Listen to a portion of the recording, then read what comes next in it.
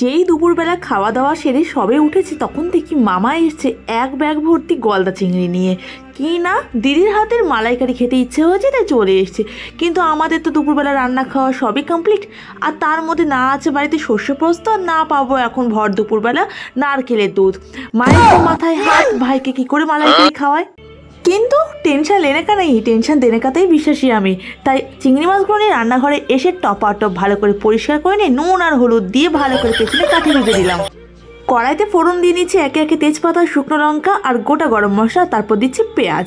এমন একটা রেসিপি বানাবো মামা থেকে শুরু করে তোমরাও কিন্তু মালাইকারি খাওয়া ছেড়ে দিয়ে এই রেসিপিটাই খাবে। এর বিশেষত্বই হচ্ছে বাটা মশলা, তাই হাতে বাটা মশলা দিয়ে দেবো, পেঁয়াজ, রসুন, আদা, জিরে দিয়ে ভালো করে কষাবো এদিক ওদিক করে। আর অবশ্যই মাছগুলোকে কাঠি গুঁজে দিও, কাঠি গুঁজলে কিন্তু মাছগুলো একটু বেঁকে যাবে না, যখন ভাজবে একদম নাক বরাবর সোজা থাকবে।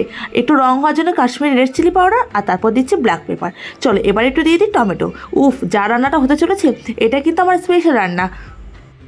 যদি কেউ এই রেসিপিটা আগেই ট্রাই করে থাকো তাহলে কমেন্ট সেকশনে জানিও, আর যারা এখনও অবধি ট্রাই করোনি চিংড়ি মাছ এইভাবেও রান্না করা যায় তারা একবার রান্না করে দেখো।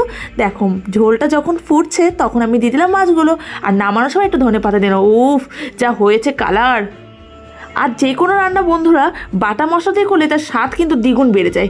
দেখো কি সুন্দর হয়েছে, একটু গ্রেভি রাখলাম যাতে গরম ভাতে দুর্দান্ত লেভেলে লাগে খেতে। মামা খেয়ে কি বললো সেটা তোমাদের নেক্সট ভিডিওতে জানাচ্ছি। এতক্ষণের জন্য বাই।